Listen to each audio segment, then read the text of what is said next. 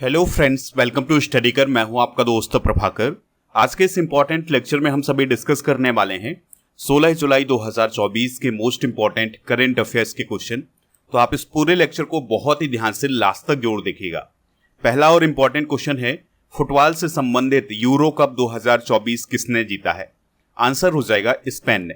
तो स्पेन ने फुटबॉल से रिलेटेड यूरो कप 2024 को जीत लिया है। इस बात को आप जरूर याद रखिएगा क्योंकि ये क्वेश्चन आपके एग्जाम की दृष्टि से काफी इंपॉर्टेंट है। ऑस्ट्रेलिया की बात करें तो ऑस्ट्रेलिया ने क्रिकेट विश्व कप 2023 जीता था। भारत ने अभी हाल ही में टी20 विश्व कप 2024 जीता है। चाइना की बात करें तो चाइना ने 2024 में थॉमस कप और ओवेर कप जीते हैं और ये दोनों कप बैडमिंटन से रिलेटेड हैं। तो अभी हाल ही में जर्मनी की कैपिटल बर्लिन में ओलंपिया स्टेडियम में इंग्लैंड और स्पेन के बीच में फाइनल मुकाबला खेला गया था यूरो कप 2024 का। तो उसमें स्पेन ने इंग्लैंड को 2-1 से हराया है। इस प्रकार से स्पेन ने चौथी बार यूरो कप का खिताब अपने नाम कर लिया है। यानी अब तक स्पेन की टीम 4 बार यूरो कप का खिताब अपने नाम कर चुकी है। इसके साथ ही स्पेन सबसे ज्यादा बार यूरो कप जीतने वाली टीम बन गई है। स्पेन ने 1964, 2008, 2012 और 2024 में यूरो कप अपने नाम किया है। आपको याद रखना है कि पहला यूरो कप 1960 में सोवियत यूनियन ने जीता था। इस साल यानी 2024 में फाइनल मुकाबले के प्लेयर ऑफ द मैच कौन बने थे? वो बने थे निको विलियम्स, जो कि स्पेन के थे। और यूरो 2024 में प्लेयर ऑफ द टूर्नामेंट कौन रहे हैं? रोड्री, जो कि स्पेन के मिडफील्डर थे। और यूरो कप 2024 में young player of the tournament कौन रहे हैं? लामिन यामल, जो कि स्पेन के थे। तो ये अवार्ड भी आप नोट कर सकते हैं। चलिए यूरो कप के बारे में कुछ बेसिक जानकारी डिस्कस करते हैं। तो यूरो कप यूरोपीय फुटबॉल संघों के द्वारा आयोजित किया जाने वाला टूर्नामेंट है और इसमें यूरोप महाद्वीप की टीमें हिस्सा लेती हैं। इसकी स्थापना 1958 में की गई थी और यह कप हर 4 साल में आयोजित किया जाता है। तो अभी 2024 में इसका आयोजन हुआ है। अगला आयोजन 2028 में होगा और इसका आयोजन यूनाइटेड किंगडम और आयरलैंड में किया जाएगा 2028 में। फुटबॉल से संबंधित कुछ इंपॉर्टेंट ट्रॉफी और विजेता डिस्कस कर लेते हैं। तो अभी फुटबॉल से रिलेटेड चैंपियंस लीग ट्रॉफी 2024 का आयोजन किया गया था, जिसको जीता है रियल मैड्रिड की टीम ने। आपको याद रखना है कि इसमें उप विजेता रहा है बोरुसिया डॉर्टमुंड। ला लीगा 2024 भी फुटबॉल से रिलेटेड प्रतियोगिता है, इसकी विजेता टीम रही है रियल मैड्रिड। और इंडियन सुपर लीग ये भारत में आयोजित की गई थी, तो 2024 में इसका विजेता रहा है मुंबई सिटी और उप विजेता कौन रहा है? मोहन बागान। संतोष ट्रॉफी 2023-24 की बात करें तो इसको जीता था सर्वश्रेष्ठ ने और उप विजेता रहा है गोवा। आप इस पूरे लेक्चर को बहुत ही ध्यान से लास्ट तक देखिएगा। लास्ट में आपसे क्वेश्चन पूछा जाएगा जिसका आंसर कमेंट बॉक्स में बताना है। अगर आप चैनल पर पहली बार आए हैं तो सब्सक्राइब कर लें, बेल आइकन भी दबा लें, जिससे आपको समय पर सबसे पहले नोटिफिकेशन मिल सकेगा। अगला क्वेश्चन आपसे पूछा जा रहा है, किस देश में भारतीय मूल के डॉक्टर के नाम पर सड़क का नाम रखा गया है? तो अभी हाल ही में यूएई में एक सड़क का नाम भारतीय मूल के डॉक्टर के नाम पर रखा गया है। तो यूएई के अबू धाबी में एक सड़क का नाम भारतीय मूल के डॉक्टर जॉर्ज मैथ्यू के नाम पर रखा गया है। ठीक है, तो ये नाम आपको जरूर याद रखना है क्योंकि इस प्रकार के क्वेश्चन आपके एग्जाम में पूछे जाते हैं। जॉर्ज मैथ्यू की बात करें तो उन्होंने यूएई के स्वास्थ्य सेवा के क्षेत्र में महत्वपूर्ण योगदान दिया है, इसलिए उन्हें यह सम्मान दिया गया है। अगर हम जॉर्ज मैथ्यू की बात करें तो उनका संबंध केरल राज्य से है। कुछ इंपॉर्टेंट करंट अफेयर्स डिस्कस कर लेते हैं। जैसे मुंबई की एक सड़क का नाम एक्टर विक्रम गोखले की याद में रखा गया है। कनाडा के मरखम शहर में एक सड़क का नाम AR रहमान के नाम पर रखा गया है। इजराइल ने तेल अवीव की एक सड़क का नाम बदलकर टैगोर स्ट्रीट किया है। दिल्ली सरकार ने कॉलोनियों और सड़कों का नाम बाबा साहब अंबेडकर के नाम पर रखने की घोषणा की थी। पूर्व सांसद और राज्यपाल लालजी टंडन के नाम पर लखनऊ में एक सड़क का नाम रखा गया है। तो ये इंपॉर्टेंट करंट अफेयर्स हैं, इन्हें आप नोट कर सकते हैं। बात करते हैं यूएई की, यानी संयुक्त अरब अमीरात की। तो अबू धाबी इसकी कैपिटल है। राष्ट्रपति हैं यहाँ के मोहम्मद बिन जायद अल नाहयान और प्रधानमंत्री हैं मोहम्मद बिन राशिद अल मखतूम। यूएई में दुनिया का सबसे बड़ा एयरपोर्ट बनाया जा रहा है और इस एयरपोर्ट का क्या नाम है? Al Maktoum international airport. Abu Dhabi में यूएई के पहले हिंदू मंदिर का उद्घाटन किया गया है। वर्ल्ड गवर्नमेंट समिट 2024 का आयोजन दुबई यूएई में किया गया था। जिसमें भारत को आमंत्रित भी किया गया था। दुबई में दुनिया की पहली एयर टैक्सी सेवा शुरू की जाएगी। सुपर 30 के संस्थापक आनंद कुमार को यूएई का गोल्डन वीजा पुरस्कार अभी कुछ समय पहले दिया गया था। संयुक्त अरब अमीरात ने उन व्यक्तियों के लिए एक नया 10 वर्षीय ब्लू रेजिडेंसी वीजा लॉन्च किया है जिन्होंने पर्यावरण संरक्षण के क्षेत्र में उत्कृष्ट योगदान दिया है। तो ब्लू रेजिडेंसी वीजा किस देश के द्वारा लॉन्च किया गया है? यूएई के द्वारा लॉन्च किया गया है। अगला क्वेश्चन है, एपीसीएनएफ कार्यक्रम किस राज्य से संबंधित है जिसे गुलबैनकियन पुरस्कार 2024 प्राप्त हुआ है? आंसर हो जाएगा आंध्र प्रदेश। तो दोस्तों, एपीसीएनएफ का फुल फॉर्म क्या होता है? Andhra Pradesh community managed natural farming. तो इस कार्यक्रम को अभी हाल में गुलबैनकियन पुरस्कार 2024 प्रदान किया गया है।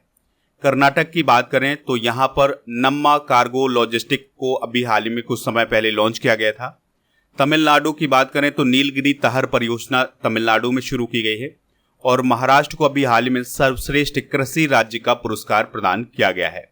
दोस्तों, आंध्र प्रदेश सामुदायिक प्रबंधित प्राकृतिक खेती कार्यक्रम आंध्र प्रदेश सरकार का एक कार्यक्रम है। इसे वैश्विक खाद्य सुरक्षा, जलवायु लचीलापन और पारिस्थितिकी तंत्र संरक्षण में महत्वपूर्ण योगदान के लिए यह सम्मान प्रदान किया गया है। हाल ही में प्रदान किए गए कुछ प्रमुख पुरस्कार डिस्कस कर लेते हैं। जैसे UN military gender advocate of the year का अवार्ड दिया गया है मेजर राधिका सेन को। अंतर्राष्ट्रीय बुकर पुरस्कार 2024 जेनी एरपेनवेक को दिया गया है जो कि जर्मनी की हैं। 100 पुरस्कार दिया गया है खगोल विज्ञान के क्षेत्र में श्रीनिवास आर कुलकर्णी को। साहित्य अकादमी फेलोशिप अभी हाल ही में रस्किन बॉन्ड को प्रदान की गई है। Global excellence award 2024 Chandrakant Sateeja को प्रदान किया गया है। अमल क्लूनी महिला सशक्तिकरण पुरस्कार ई रिक्शा चालक आरती को प्रदान किया गया है जो कि उत्तर प्रदेश की हैं। यूनेस्को गिलर्मो कैनो पुरस्कार 2024 प्रदान किया गया है गाजा में फिलिस्तीनी पत्रकारों को। सुभाष प्रसाद गुप्ता को किस देश में भारत का अगला राजदूत नियुक्त किया गया है? आंसर हो जाएगा सूरीनाम। तो सूरीनाम देश में सुभाष प्रसाद गुप्ता को भारत का नया एम्बेसडर नियुक्त किया गया है। लग्जमबर्ग की बात करें तो यहाँ पर सौरभ कुमार भारत के राजदूत हैं। नाइजर में सीताराम मीना भारत के राजदूत हैं और फिलीपींस में हर्ष कुमार जैन भारत के राजदूत हैं। सूरीनाम की बात करें तो वह दक्षिण अमेरिका महाद्वीप में स्थित एक देश है। यहाँ पर आप सूरीनाम की लोकेशन देख सकते हैं। यह है दक्षिण अमेरिका महाद्वीप। राजधानी है इसकी पारा मारिबो और यहाँ की आधिकारिक भाषा है डच और राष्ट्रपति हैं चान संतोखी। करेंसी है सूरीनाम डॉलर। सूरीनाम में लगभग 27% जनसंख्या भारतीय मूल की है, इस बात को आपको याद रखना है। और लगभग 22% लोग हिंदू धर्म को मानते हैं। दोस्तों, विभिन्न देशों में भारतीय राजदूत और हाई कमिश्नर डिस्कस कर लेते हैं। जैसे कैमरून में विजय खंडूजा भारत के राजदूत हैं। रूस में विनय कुमार, चाइना में प्रदीप कुमार रावत, इजराइल में संजीव सिंगला, नामीबिया में दिनकर अस्थाना, म्यांमार में अभय ठाकुर, स्लोवेनिया में एल प्रशांत पिचे, इराक में सोमेंदु बागची, चिली में अभिलाषा जोशी और क्यूबा में टी आर्मस्ट्रॉन्ग चांगसन। अगला क्वेश्चन है, एक्स जिसे पहले ट्विटर कहा जाता था पर सबसे ज्यादा फॉलोअर्स वाले भारतीय नेता कौन बने हैं? तो उनका नाम है नरेंद्र मोदी। तो अभी हाल ही में प्राइम मिनिस्टर मोदी जी के सोशल मीडिया प्लेटफॉर्म एक्स यानी ट्विटर पर 100 मिलियन यानी 10 करोड़ फॉलोअर्स हो गए हैं और पीएम मोदी एक्स पर सबसे अधिक फॉलोअर्स वाले दुनिया के 7वें व्यक्ति बन गए हैं। एक्स पर सबसे ज्यादा फॉलोअर्स वाले टॉप 10 पर्सनालिटी की बात करें तो पहले स्थान पर हैं इलॉन मस्क, इनके 188.7 मिलियन फॉलोअर्स हैं। दूसरे पर बराक ओबामा है, तीसरे पर हैं क्रिस्टियानो रोनाल्डो और 7वें स्थान पर आप देख सकते हैं कौन है, नरेंद्र मोदी। टॉप फॉलोअर्स वाले भारतीय नेताओं की बात करें तो पहले स्थान पर नरेंद्र मोदी हैं, इनके 100 मिलियन फॉलोअर्स हैं। दूसरे पर अरविंद केजरीवाल, तीसरे पर राहुल गांधी, चौथे पर अखिलेश यादव और 5वें स्थान पर हैं ममता बनर्जी। ग्लोबल लीडर्स की बात करें तो उसमें नरेंद्र मोदी पहले स्थान पर हैं, दूसरे स्थान पर हैं जो बाइडेन, तीसरे पर पोप फ्रांसिस और चौथे स्थान पर हैं शेख मोहम्मद। दोस्तों, एक्स या ट्विटर की बात करें तो इसके संस्थापक कौन हैं? जैक डोरसे, नोआह ग्लास, बिज स्टोन और इवान विलियम्स। तो इन 4 लोगों के द्वारा ट्विटर की स्थापना की गई थी। इसकी स्थापना 21 मार्च 2006 को अमेरिका में हुई थी। इसके वर्तमान में अध्यक्ष कौन है? एलन मस्क और सीईओ हैं लिंडा याकारिनो। नेक्स्ट क्वेश्चन है, भारत में शून्य उत्सर्जन ट्रक अपनाने में तेजी लाने के लिए नीति गियर शिफ्ट चैलेंज किसने लॉन्च किया है? तो यह नीति आयोग ने लॉन्च किया है। तो नीति आयोग ने IIM बेंगलोर के साथ गियर शिफ्ट चैलेंज की शुरुआत की है। इसका उद्देश्य भारत में शून्य उत्सर्जन ट्रकों को बढ़ावा देना। दोस्तों, इस चैलेंज के माध्यम से नीति आयोग इलेक्ट्रिक ट्रकों के लिए एक मॉडल तैयार करेगा, उसके लिए नीति तैयार करेगा कि किस प्रकार से भारत में इलेक्ट्रिक ट्रकों को बढ़ावा दिया जाए। कुछ इंपॉर्टेंट करंट अफेयर्स डिस्कस कर लेते हैं। तो नीति आयोग ने उद्यमिता को बढ़ावा देने के लिए वोकल फॉर लोकल पहल की शुरुआत अभी हाल ही में की है।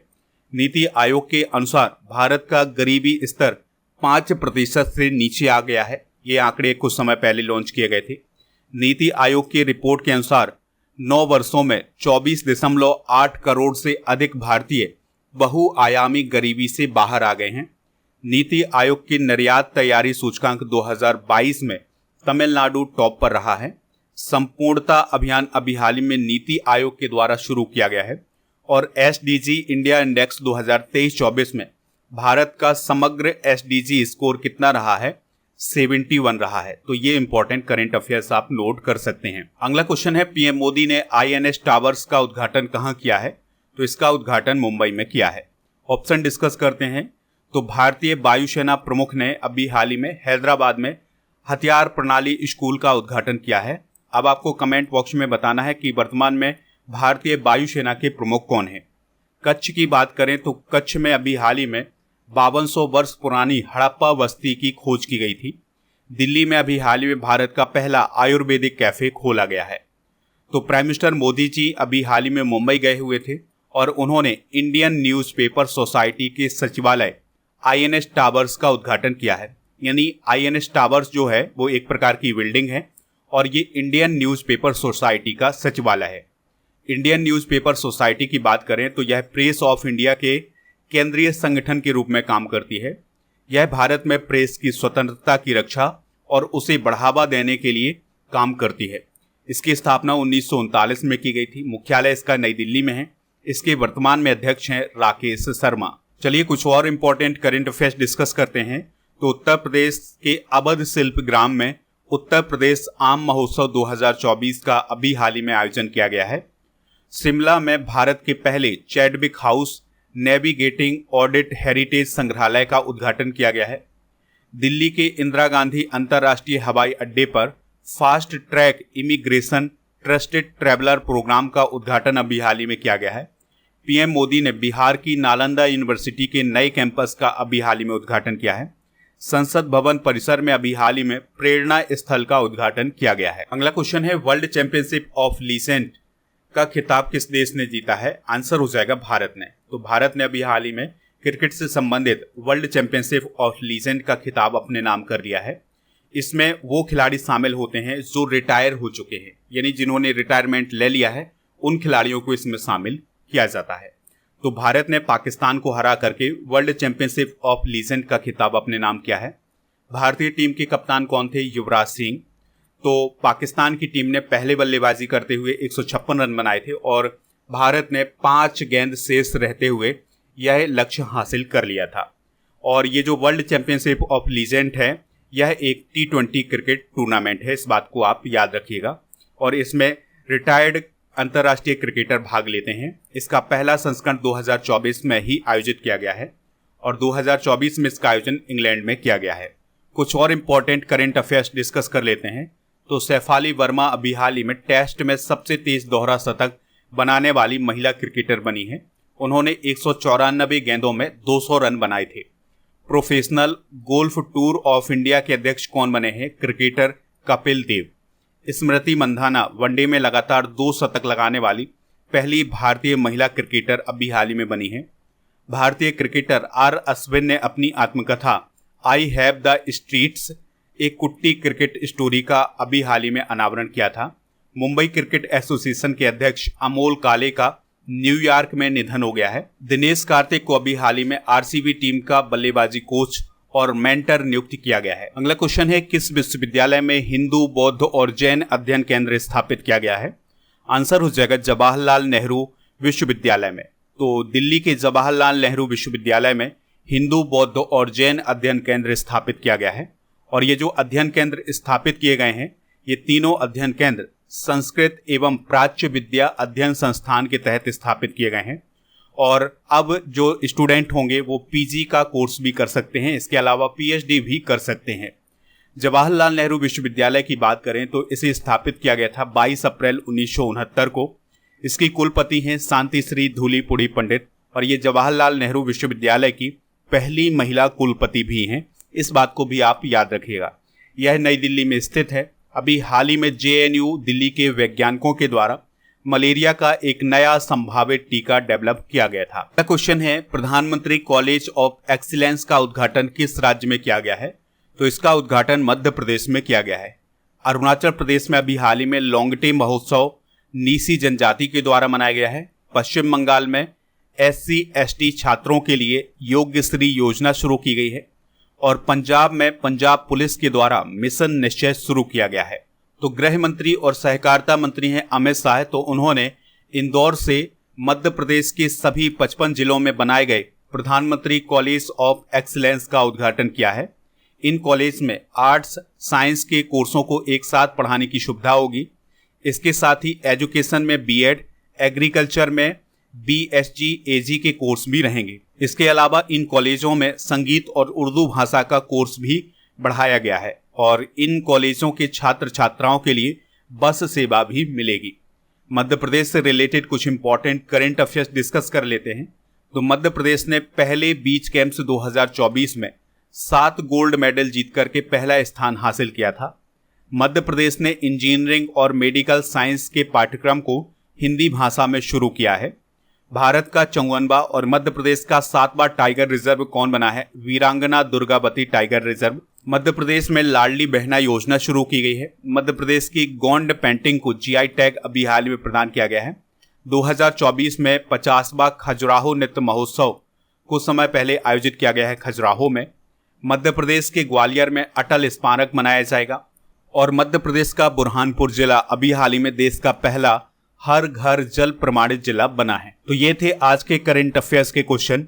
चलिए अब हम कल के करंट अफेयर्स के क्वेश्चन एक बार रिवाइज करते हैं, फिर जनरल नॉलेज के पिटारे को डिस्कस करेंगे। लास्ट में पूछेंगे आपसे एक क्वेश्चन जिसका आंसर कमेंट बॉक्स में देना है। तो विंबलडन ओपन 2024 में पुरुष एकल का खिताब किसने जीता है? कार्लोस अल्कारेज ने। KP शर्मा ओली किस देश के प्राइम मिनिस्टर बने हैं? नेपाल। संविधान हत्या दिवस कब मनाया जाएगा? 25 जून को। जेम्स एंडरसन किस देश के क्रिकेटर थे जिन्होंने क्रिकेट से संन्यास ले लिया है? इंग्लैंड। पहली बार भारत की किस महिला पायलट ने पिच ब्लैक सैन्य अभ्यास में हिस्सा लिया है? भावना कंठ। केंद्र सरकार ने किस राज्य के उपराज्यपाल की प्रशासनिक शक्तियां बढ़ा दी हैं? जम्मू कश्मीर। नीति आयोग के द्वारा जारी किए गए सतत विकास लक्ष्य सूचकांक 2023-24 में देश का समग्र SDG स्कोर कितना हो गया है? 71। किस राज्य में मुख्यमंत्री शहरी आवास योजना और IT सक्षम युवा योजना 2024 शुरू की गई है? हरियाणा। स्थानीय समुदायों की मदद से जैव विविधता रिकॉर्ड करने वाला पहला राज्य कौन बना है? केरल। किस देश ने रूस से आने वाले शरणार्थियों पर रोक लगाने के लिए कानून पारित किया है? फिनलैंड। तो ये सभी फैक्ट आप नोट कर सकते हैं। दोस्तों आज के जनरल नॉलेज के पिटारे में हम डिस्कस करेंगे भारतीय इतिहास की प्रमुख संधियां, जैसे पूना की संधि 1817 ईस्वी में बाजीराव द्वितीय और अंग्रेजों के बीच हुई थी। सुगौली की संधि 1816 में ईस्ट इंडिया कंपनी और नेपाल के बीच हुई थी। पुरंदर की संधि काफी इंपॉर्टेंट है, 1665 में सवाई जयसिंह और शिवाजी के बीच में हुई थी। मंगलौर की संधि 1784 में अंग्रेजों और टीपू सुल्तान के बीच हुई थी।